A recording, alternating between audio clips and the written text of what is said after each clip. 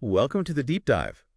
So today we're going to be digging into Cyborgs versus the Earth Goddess. Oh, cool. It's a book that really kind of turns the whole man the hunter idea on its head. Yeah. And I'm really curious to see what they have to say about woman the gatherer. It's a fascinating perspective. It makes you question all those images we have from early human societies. Right. Like when you think Stone Age, you think like hunting mammoths and, cave paintings and all that. Exactly. But this book kind of picks apart that narrative, especially this idea that early humans were all about eating meat.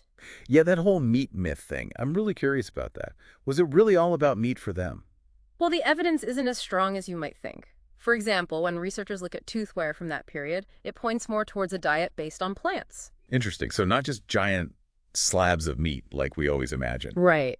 And then the tools they dug up, a lot of them seem designed for digging and grinding, not just hunting. Okay, so like for processing plants and stuff. Exactly. It all points to a more diverse diet than we usually give them credit for.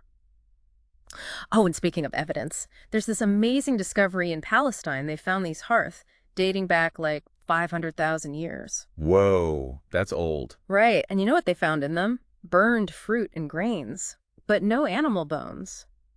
So if hunting was their main thing, wouldn't we see more evidence of it in these early settlements? That's a really good point. It's like the evidence is telling a different story than what we've always assumed. And that's where the book's main argument comes in. This idea of woman the gatherer being central to how those communities survived. It wasn't just something they did on the side.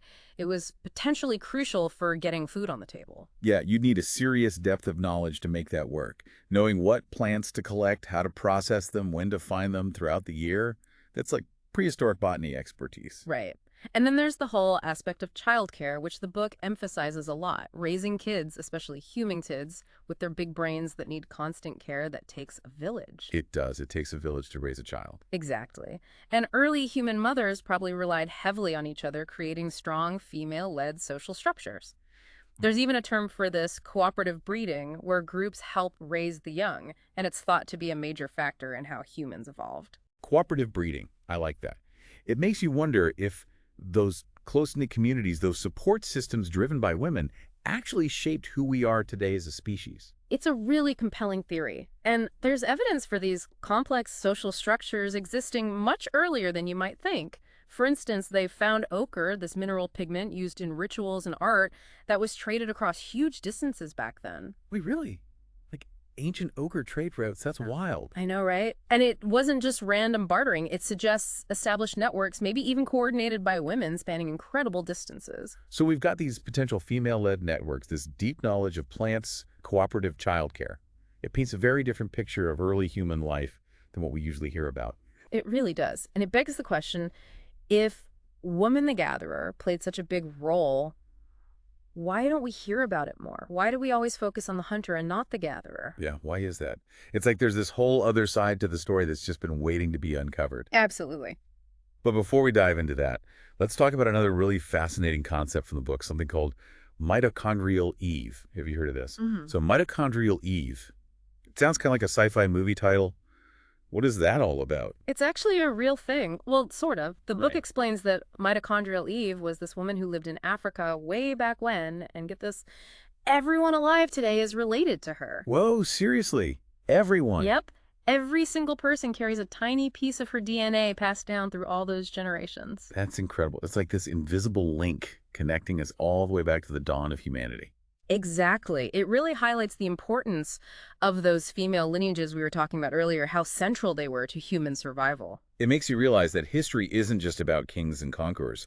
There's this whole other side to the story, a story of mothers and daughters passing down life itself through the ages. And it challenges that traditional idea of progress being driven by male competition and dominance. Right. It's not just about who can hunt the biggest mammoth or conquer the most territory. Exactly.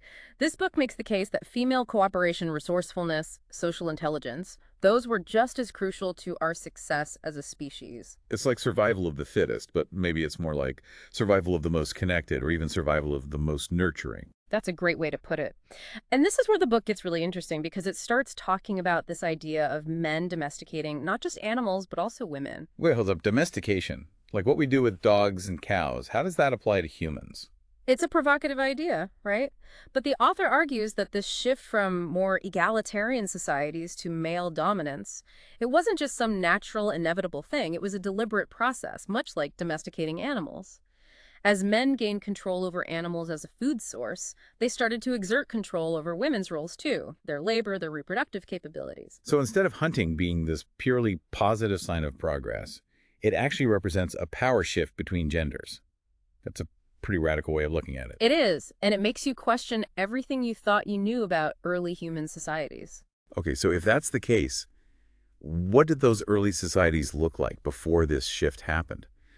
Were they really more equal? That's what the book tries to uncover. It talks about how, for example, the rise of agriculture, while bringing certain advancements, also led to new forms of inequality. How so? Well, think about it. With agriculture comes the idea of property ownership control over resources, and who typically took on those roles. Women's work became more tied to domestic labor, child rearing. They were still essential, but their contributions became less visible, less valued in the public sphere. So it's like flipping the script on what we think of as progress. It makes you wonder, what did those early societies value that we've lost along the way? What were their priorities? It's a question worth exploring. And the author believes that to understand that we need to look back at those early goddess cultures where female deities were worshipped and nature was revered.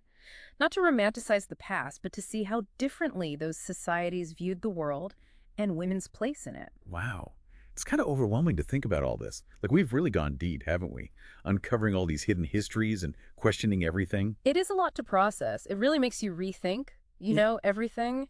But the book doesn't just want to unearth the past. It wants to inspire us to do something with this knowledge. I like that. So it's not just about digging up old bones and artifacts. It's about how those discoveries can inform our lives today. Exactly. And the key idea the book keeps coming back to is this concept of resistance. Resistance. Okay, now I'm really interested. Tell me more about what that means in this context. Well, it's about recognizing that women throughout history haven't just passively accepted these attempts to control them or limit their power. They've resisted in countless ways, big and small. I like it. Give me some examples. What does that resistance look like? It can take many forms. Think about the persistence of goddess traditions, even as patriarchal religions gained power, or the fight for women's suffrage, for control over their own bodies. These are all acts of resistance pushing back against the status quo, demanding recognition and equality. Wow, when you put it like that, it makes those ancient ochre networks seem even more powerful. Even back then, women were finding ways to connect, to build community, to support each other across incredible distances. Exactly. It's like this unbroken thread connecting women through the ages, and that spirit of connection, that's what the book is ultimately championing. So it's about more than just going back to some idealized past, right? It's about understanding that interconnectedness and bringing those values into the present. Yes. The author argues that that kind of interconnectedness, recognizing ourselves as part of a web of life, that's essential for a more sustainable and just world. It's a beautiful idea, but also a little daunting.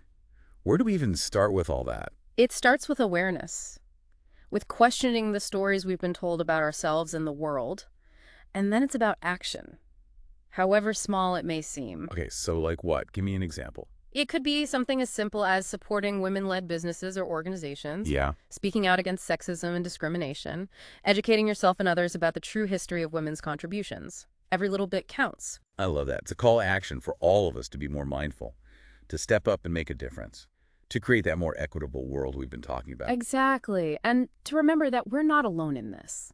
We're part of a long lineage of strong, resilient women who've come before us. And we have the power to create a better future for generations to come. This deep dive has been amazing. We've gone from ancient campfires to modern movements, from digging up bones to questioning everything we thought we knew.